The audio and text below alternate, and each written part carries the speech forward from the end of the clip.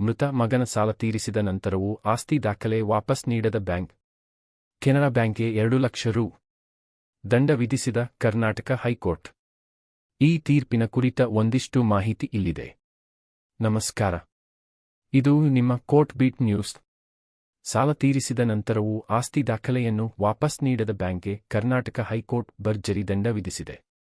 ಬರೋಬ್ಬರಿ 2 ಲಕ್ಷ ರು.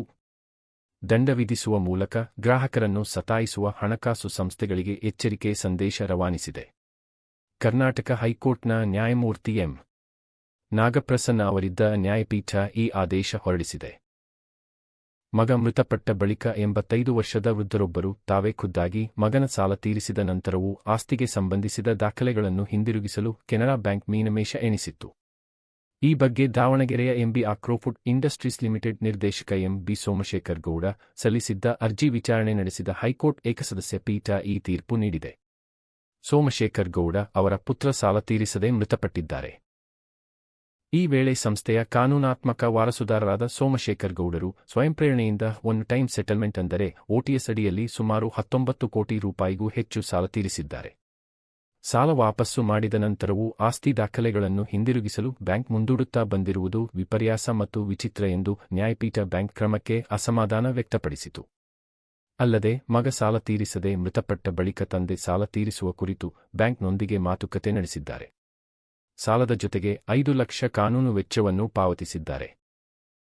ಹೀಗಾಗಿ ಬ್ಯಾಂಕ್ಗೆ ಮಗ ಅರ್ಥಾತ್ ಮೂಲ ಸಾಲಗಾರ ಇನ್ನಿಲ್ಲ ಎಂಬುದು ತಿಳಿದಿದೆ. ಹಾಗಿದ್ದು ಆಸ್ತಿ ದಾಖಲೆಗಳನ್ನು ಹಿಂದಿರುಗಿಸಲು ಮೀನಮೇಷ ಎಣಿಸುವುದು ಮತ್ತು ಸಾಲ ತೀರಿಸಿರುವ ವ್ಯಕ್ತಿ ಮೂಲ ಸಾಲಗಾರನಲ್ಲ ಎಂಬ ನೆಪ ಮುಂದಿಡುವುದು ಸಮಂಜಸವಲ್ಲ.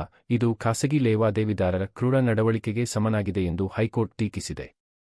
ಇದೇ ವೇಳೆ ಕೆನರಾ ಬ್ಯಾಂಕ್ಗೆ 2 ಲಕ್ಷ ದಂಡ ವಿಧಿಸಿರುವ ಹೈಕೋರ್ಟ್ ದಂಡದ ಮೊತ್ತ ಹಾಗೂ ಆಸ್ತಿಯ ಮೂಲ ದಾಖಲೆಗಳನ್ನು ಕೂಡಲೇ ಅರ್ಜಿದಾರರಿಗೆ ಹಿಂದಿರುಗಿಸುವಂತೆ ಆದೇಶಿಸಿದೆ. ಪ್ರಕರಣದ ಹಿನ್ನೆಲೆ: ದಾವಣಗೆರೆಯ ಎಂಬಿ ಕ್ರೋಫುಡ್ ಇಂಡಸ್ಟ್ರೀಸ್ನ ಮಾಲೀಕ ಅನಿಮೇಶ್ ಅವರು ಕೆನರಾ ಬ್ಯಾಂಕ್ನಿಂದ ಸಾಲ ಪಡೆದಿದ್ದರು. ಸಾಲ ತೀರಿಸದೆ ಆತ್ಮಹತ್ಯೆ ಮಾಡಿಕೊಂಡ ನಂತರ ಬ್ಯಾಂಕ್ ಸಂಸ್ಥೆಯ ವಾರಸುದಾರರಾದ ಸೋಮಶೇಖರ್ ಗೌಡ ಅವರಿಗೆ ಸಾಲ ತೀರಿಸಲು 19.7 ಕೋಟಿ ರೂಪಾಯಿಗಳ ಆಟ್ಸ್ ಪ್ರಸ್ತಾಪ ನೀಡಿತ್ತು. ಅದರಂತೆ ಸಾಲ ತೀರಿಸಿದ್ದರೂ ದಾವಣಗೆರೆಯಲ್ಲಿ ಒತ್ತೆ ಇಟ್ಟಿರುವ ಮನೆ ಮತ್ತು ಜಮೀನಿನ ಮೂಲ ದಾಖಲೆಗಳನ್ನು ಹಿಂದಿರುಗಿಸಲು ಸತಾಯಿಸುತ್ತಿತ್ತು. ದಾಖಲೆಗಳನ್ನು ಹಿಂದಿರುಗಿಸುವಂತೆ ಬ್ಯಾಂಕ್ಗೆ ಹೈಕೋರ್ಟ್ ನಿರ್ದೇಶನ ನೀಡಿದಾಗ ಸೋಮಶೇಖರ್ ಗೌಡ ಅವರು ಮೂಲ ಸಾಲಗಾರರಲ್ಲದ ಕಾರಣ ದಾಖಲೆಗಳನ್ನು ನೀಡಿಲ್ಲ ಎಂದು ಬ್ಯಾಂಕ್ ವಾದಿಸಿತ್ತು. ಪ್ರಕರಣದ ಶೀರ್ಷಿಕೆ: ಎಂಬಿ ಆಗ್ರೋಫುಡ್ ಇಂಡಸ್ಟ್ರೀಸ್ ವಿರುದ್ಧ Canara bank. Karnataka high court writ ಅರ್ಜಿ 7301 ರಲ್ಲಿ 2023. ಇದು ಈ ತೀರ್ಪಿನ ಸಂಕ್ಷಿಪ್ತ ಮಾಹಿತಿ. ತೀರ್ಪಿನ ಕುರಿತ ಮತ್ತಷ್ಟು ಮಾಹಿತಿಯನ್ನು ಪಡೆಯಲು ನಮ್ಮ ವೆಬ್ಸೈಟ್ಗೆ ಭೇಟಿ ನೀಡಬಹುದು. ಈ ಮಾಹಿತಿ ಉಪಯುಕ್ತವಾಗಿದ್ದರೆ ಒಂದು ಲೈಕ್ ಕೊಡಿ. ಪ್ರಶ್ನೆ, ಸಲಹೆ, ಸೂಚನೆ ಇದ್ದರೆ ಕಮೆಂಟ್ ಬಾಕ್ಸ್ನಲ್ಲಿ ಬರೆಯಿರಿ. ನಿಮ್ಮ